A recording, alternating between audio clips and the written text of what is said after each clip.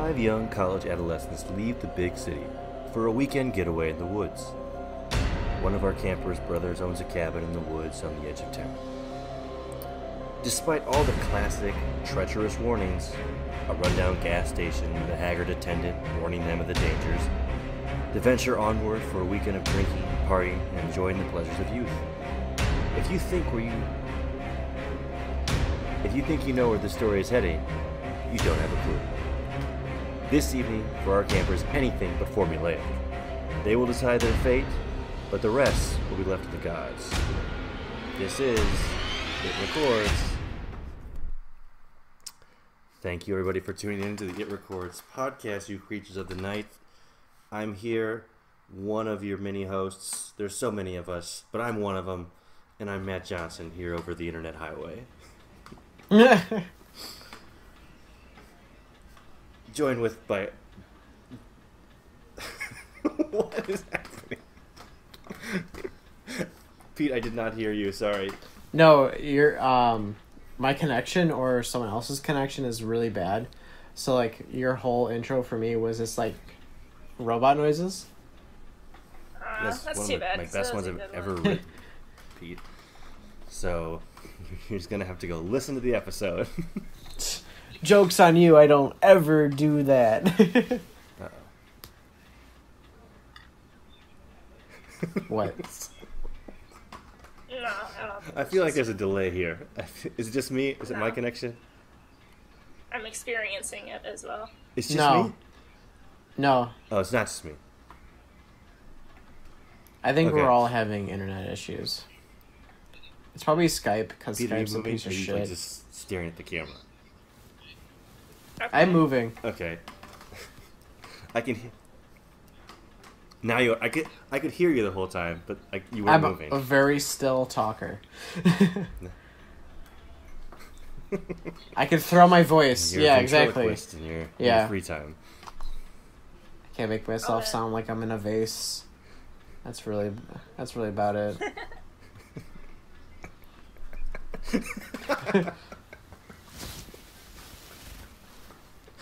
Oh, that was good. Okay, well, if you're still with us here over the internet highway, as I like to call it now, this week on the podcast we did the 2012 horror comedy Cabin in the Woods, directed by Drew Goddard and written as well by Drew Goddard and Joss Whedon. Everybody ready? Get the show on the road! Doesn't even show up on the GPS. It's unworthy of global positioning. That's the whole point. Get off the grid, right?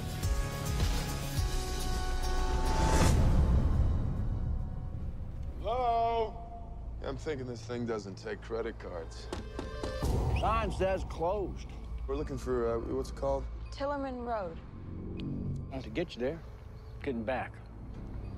That's your concern. Oh, this is awesome. Whoa. No way.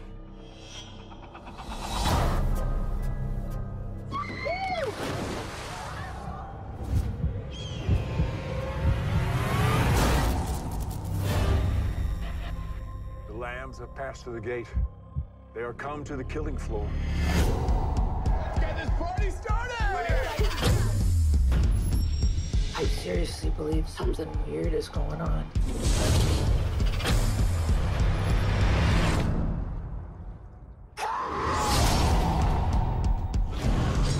What is that thing? We have to stay together. This isn't right. We should split up. Yeah, good idea. Really? We gotta get out of here.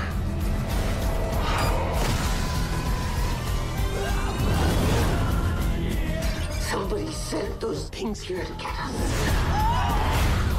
You're missing the point. They want to see us punished.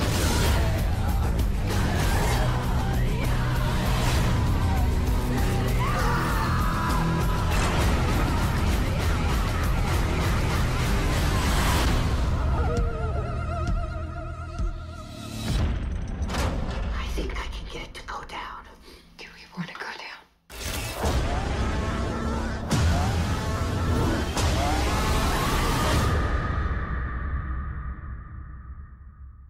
Now, I say 2012, but that's when it was released, but it was really filmed in '09, correct?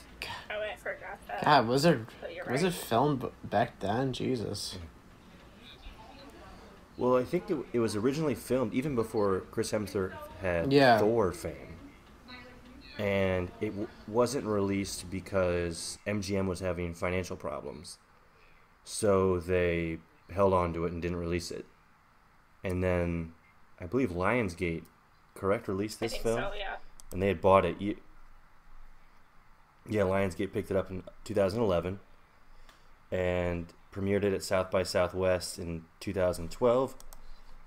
And the rest is history. So it sat on the shelf for 3 years, Cabin in the Woods, before the public had to see it. That's so weird. And then I think... And then, like, development hell is also, like, something all movies fear.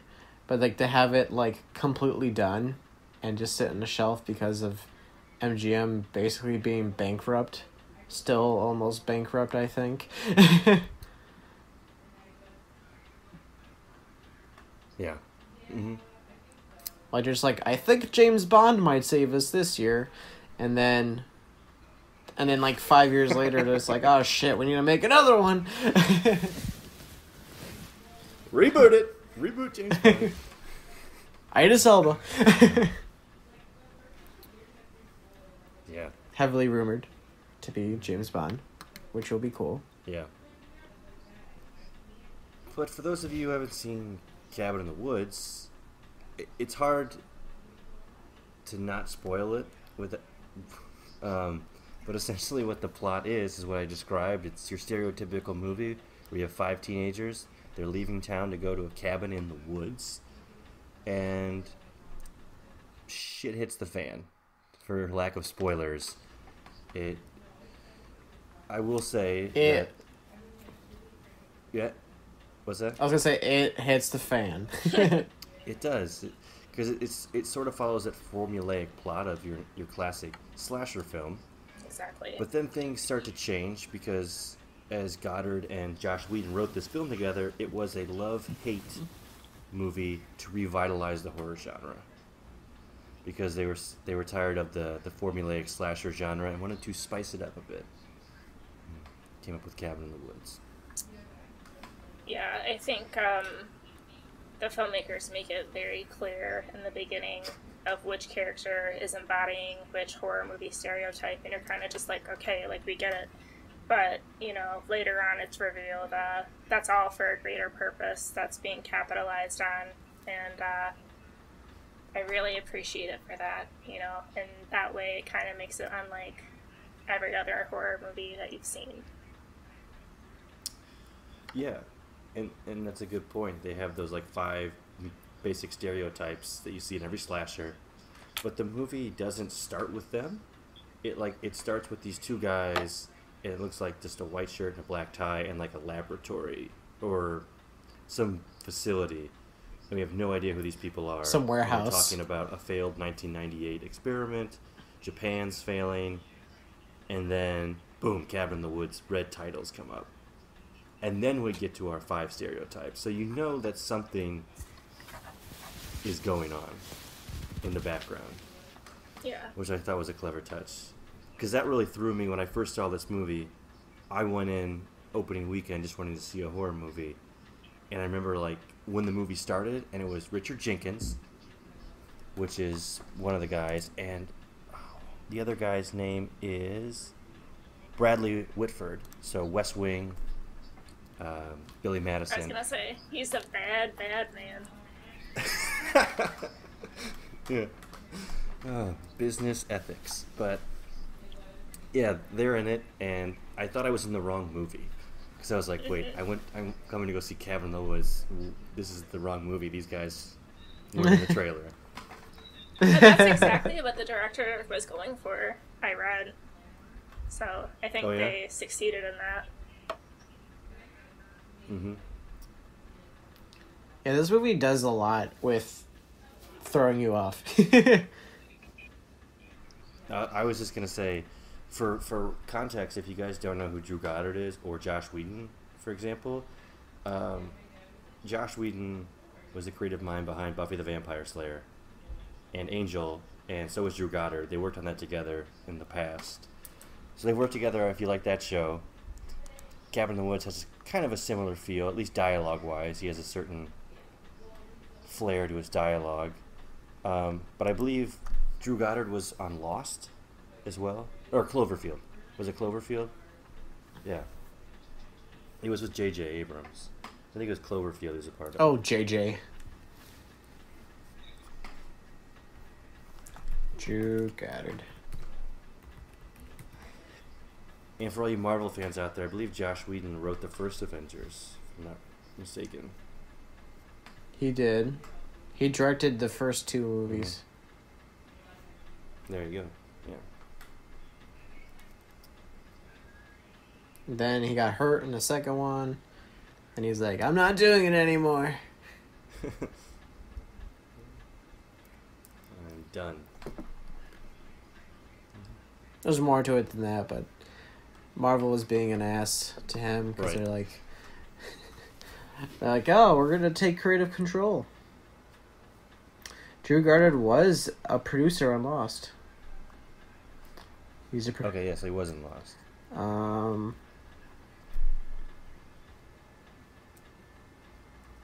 Yeah. He's a very TV guy. Cabin in the Woods is his Was only he- movie. Oh, there you go. I think so. Yeah. Trying to go. Oh, what they did with Cabin in the Woods, they said, is it was meant to be a love letter, a love-hate letter to the way the slasher genre and torture porn were going, and they wanted to change it up. So it kind of flips the genre on its head. I'm not giving away spoilers yet. So there's a lot of references. It's a very meta film. Just like Scream was, I feel like, back in the 90s. This had a very similar feel of it. It was aware of the conventions of the horror genre, and it was really going to poke them and pry them as far as they could go and really exploit them and show how they need to be, not completely rehashed, but they need some new creative blood in there, which is what Cabin in the Woods was, really. Yeah, they just were... Just the execution behind it all is kind of what made it great. Mm-hmm. They knew a lot about all the different stereotypes and all the different archetypes. Like Scream did. Scream was able to flip it, make it a little different. Cabin in the Woods, it's it's not, we don't necessarily have to make it different, but we're just gonna we're gonna have a comedic tone more than Scream did. Mm-hmm. Because I guess Scream is more serious, but it's also kind of funny at the same time. Cabin in the Woods is more of a comedic flair, which has also we've been down that road before. But I also Joss Whedon's really smart. Yeah. Mm-hmm. He's written a lot of comics, so he knows what he's doing with writing. Yeah, he's a very good writer, I think. And I think we kind of have to get into spoiler territory if we're going to go deeper into this film. We spoil everything. That's all right. Yeah. So we said, you have Richard Jenkins and Bradley Whitford in this laboratory at the beginning, and we have our 5 adolescents, college kids going off to the woods. And what happens once they're out there is we realize that the Richard Jenkins, Bradley Whitford characters are watching in on them. And we don't really know for what purpose yet, but they're watching in on these campers, I guess, Cabin in the Woods. And what it boils down to is they have to appease some gods characters or higher beings they're talking about, people upstairs, with a blood sacrifice, and these monsters have to kill the campers, but it's up to the campers to choose how they're going to die. So they choose their fate, but then these monsters have to kill them to effectively end the ritual. Is that about right? That sounds about right. Okay. And how they do that is they're in the cabin in the woods, and a trap door flies open, and there's these little trinkets and all these different things splayed out in the basement. And if you choose one of those, that's you choosing your fate. One of those is related to a monster that will come. Down in the woods. Choose your own adventure. Yeah, it's a choose your own adventure and choose your own death, essentially, is what it's supposed to be.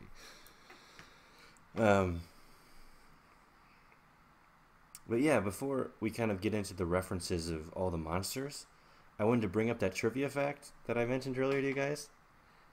Fire away. There's a lot of monsters that they talk about and we see in this film. So a lot of special effects went into this. And one of the prosthetic makeup people for the film, and monster costumes and special effects, I read was Heather Langenkamp. And does that have any connections for you guys? Not for me, actually. I got really excited for a second, but then I was like, no. Nightmare on Elm Street? Heather Langenkamp is the actress who played Nancy in Nightmare on Elm Street. The first couple of Nightmare on Elm Streets. Oh. Well, that's exciting. She did the makeup. I said that. And prosthetics for Cabin in the Woods, and that was kind of exciting to see. That is cool. And her husband, David Leroy Anderson, who's won Academy Awards for makeup for Men in Black and Nutty Professor. Very random. Power couple. Mm-hmm. Yeah. Mm-hmm. So, while I was going... Oh, Pete?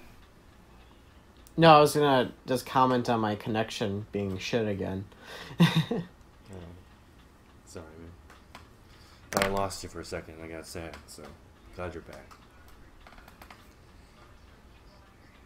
I was going to ask you guys a question of when I was watching the movie. They wrote it because they said they wanted to revitalize the genre.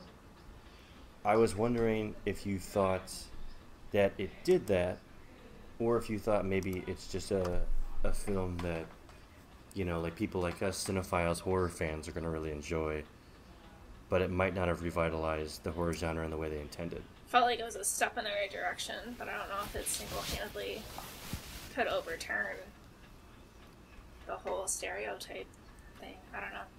It was a nice breath of fresh air. I think slasher's pretty... Go on, Peter, sorry. Oh, I was gonna say that I think slasher is like pretty much a dead genre. Like anything that's released in that genre is usually not good at this point because of how many movies we've gotten from. I mean, just from the 80s alone, there's like a fuck ton of slashers. And then when Scream came out, we had a bunch of copycats of Scream. And then we still steadily got them until present day. And I think it kind of like delayed the demise of the slasher. But I think it's kind of time for us to give it a break, put it on the wayside. But it did help it a lot. I think it kind of revitalized people's interest in horror again. Because there wasn't a whole lot. I feel like there was kind of like stagnant for a while for like good horror movies around that time. Mm-hmm. What do you think, Matt? Yeah. And I do think... similar to what you said, it's hard to revitalize the whole genre, especially the slasher, which I feel like is kind of dying because a lot of it has been done. I mean, Cabin in the Woods tried to do something, Scream tried to do something to revitalize it, but it might be time to go to just a different genre.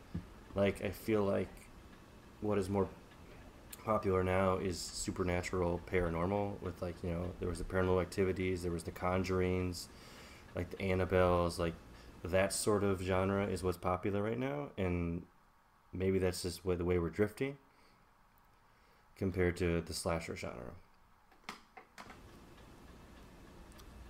Wouldn't mind seeing some more witch genre though, you know, Suspiria and whatnot.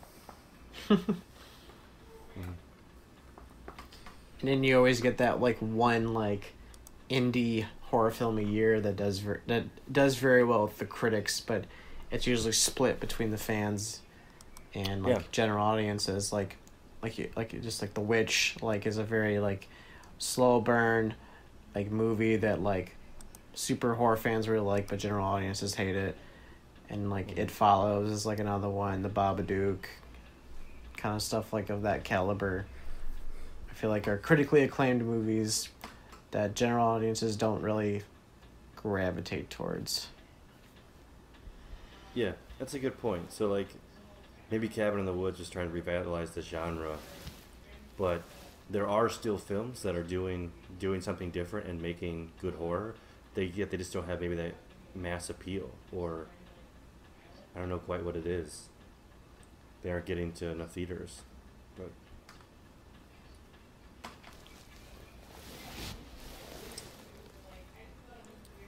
Which, if I may then, talk about the larger metaphor of this film, which, first of all, was written to be like a movie that was to revitalize a whole genre. The characters within the film, like, it was a multi-layered meta film where our 5 adolescents were like a horror movie. Richard Jenkins and Bradley Whitford were meant to be Drew Goddard and Josh Whedon, the writers of the film and directors. And then the gods were meant to be like the audience, which I thought was also an interesting take on a film that was trying to revitalize a genre, was to write that metaphor into the film of what they're trying to do. So, like, we always need more blood. We need different characters.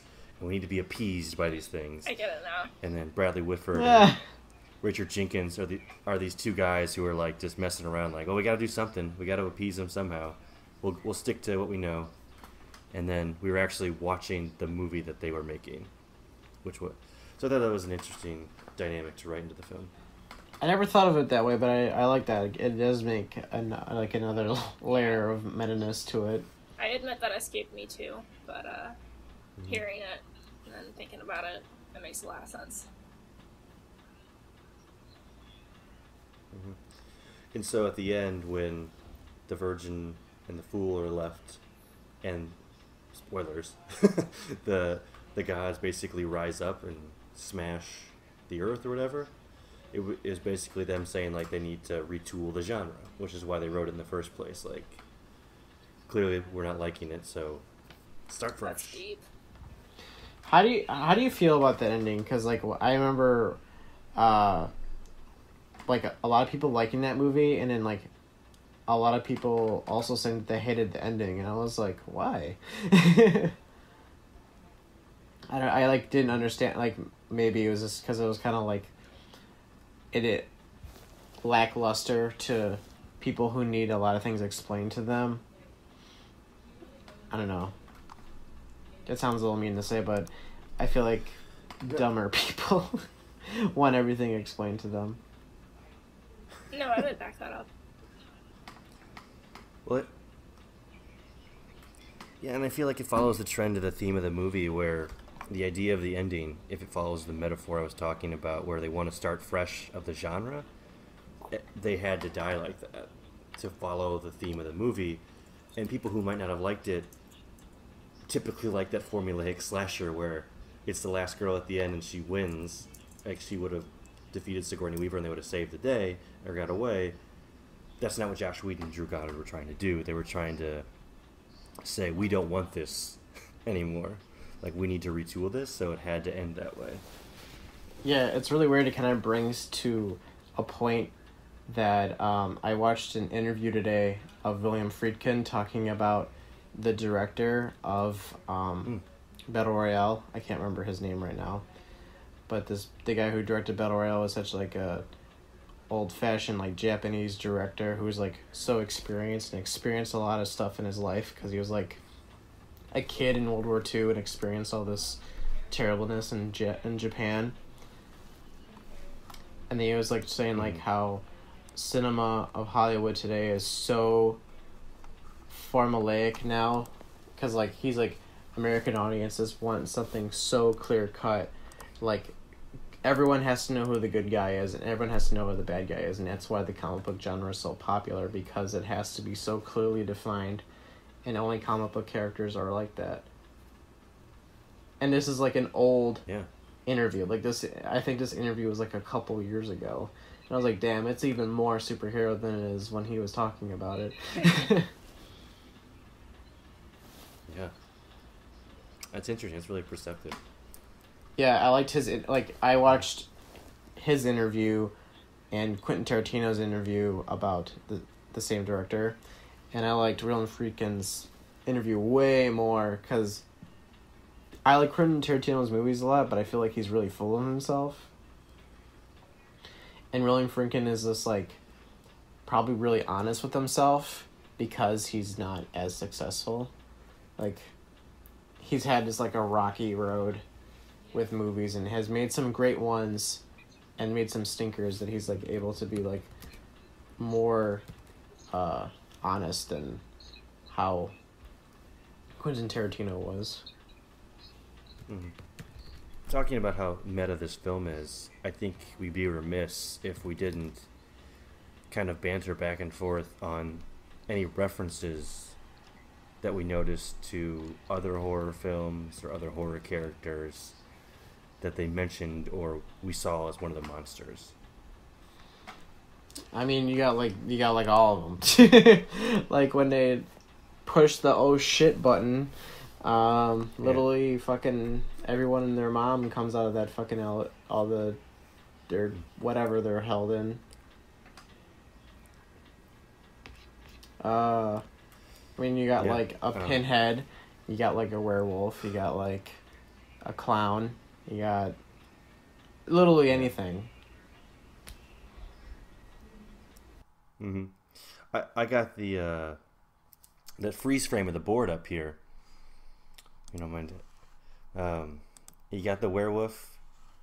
Alien Beast looked like Alien to me from the Xenomorphs in Alien 1979. But yeah, there's Reptilius is on that list, and that's an old horror movie. Reptilius, literally a call out to that movie. But Angry Molesting Tree, which is Evil Dead, the Deadites were big ones. And Zombie Redneck Torture Family, which is the main villains that get pulled up to kill the 5 campers. Which is reminded me of, zombies, but also / Texas Chainsaw Massacre. I was also thinking like Redneck Torture Family. The Hills of Eyes is also that. Yeah, there was a lag. The Hills of Eyes. Yeah. Zombies were there.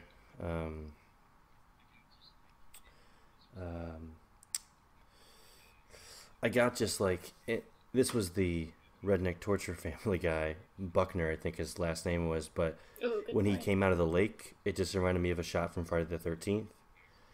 And when they did the close up of him, and he slowly tilts his head with that long hair, reminded me of Michael from Halloween. His face. So, just even shots were being, I think, pulled from other films. What was the weird term that they used about the Buckner family? Like, the diary that they found, and, like, they called, like, a husband's whatever, when he was, in, like, the daughter was, like, referring to a boner. A husband forgot about bulge. that. I don't know how I could have forgotten about that.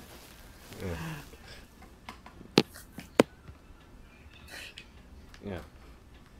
So bad. Mm-hmm. Yeah. I also, is your favorite scene when the guy from West Wing, all he wants is like to see the mailman, like be the one chosen, and then and then when they're like the whole facility is being attacked, you just like hear like a flopping sound, and then like, the merman comes and kills him. Mm-hmm. Yeah. That was great. I laughed at that scene when I first saw it. He's just like, come on, like he's been wanting that his whole tenure, and that's how he goes. It's one hell of a way to go. Mm-hmm. He was both a critical and box office success. I think that's well known. It's fairly recent, but I don't believe there's been any talks of sequels or anything. But I think it had some fan fiction comics, and there was supposed to be a crossover with the video game Left 4 Dead. Why? Well, in the film, if you like slow down, you know, when they go to the elevators and there's all those little cubes that they're in, those people, which is a reference to the movie The Cube, there's in The Cube. There are 4 Left 4 Dead characters in those cubes. I feel like Left 4 Dead was like so like dead at that time. Like, I mean, I know it's a great game, but 2000 when the movie came out, I mean, I could see when it was written, 2009. That was like Left 4 Dead heyday, right? But yeah, 2012, like Left 4 Dead was kind of on its way out for sure. But it was already filmed and edited by fair 20. Yeah, true. So like they already had put it all in there. Yeah, that's true. Mm-hmm. Yeah.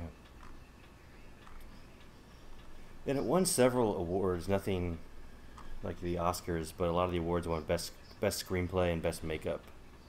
A lot of award, like the British Fantasy Awards. I mean, those are Chicago BAFTA. That's pretty important for sure.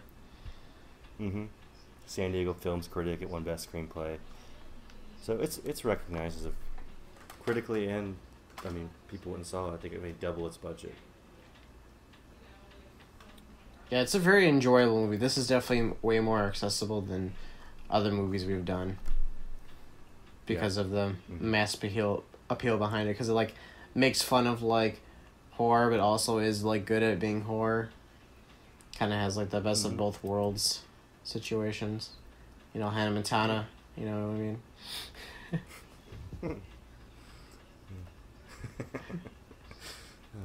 All right. So, if we don't have any more trivia, I think we can roll into Defend or Destroy. That works for us. Does that work for It Records game? Yeah, it does.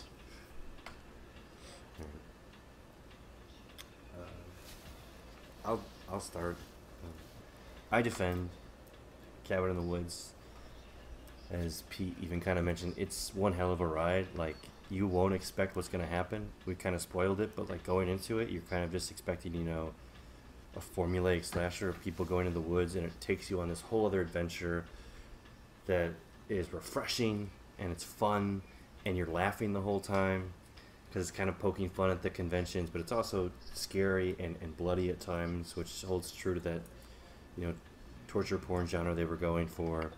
And it's a really good critique of the genre, but it's also, as Pete said, accessible to a lot of audiences, I think. And it's just a good movie to go and see. Yeah. I'm going to say the same. I defend it. I thought it was crazy. And the plot, as it was revealed for me, was totally unexpected. We've all seen the movies with the horror archetypes, but, you know, as we covered before, it was kind of interesting to see this one use them for a more specific, dark, and more satiric purpose and a much more intricate storyline. So, and, you know, here the key takeaway is that humanity is not worth saving. So, that's kind of bleak. But with that, 2 thumbs up from me. Take it away, Peter. Thank you. Obviously I defend it, as I defend most movies that are horror related. Yeah, I mean, it's just really funny. I mean, we barely talked about any of the characters, but that's okay, because it's just like... And the archetypes kind of speak for themselves, but they got the stoner guy that you cheer for being really silly. And I also why this movie gets defended is that they dyed one of the hair of the girl's blonde to make her dumb. I thought that was hilarious. That alone is a defend.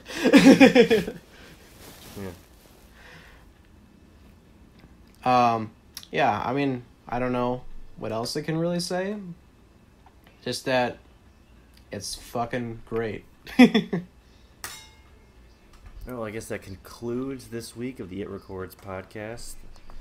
Thanks for tuning in to the 2012/2009 horror comedy Cabin in the Woods that we have a unanimous defend.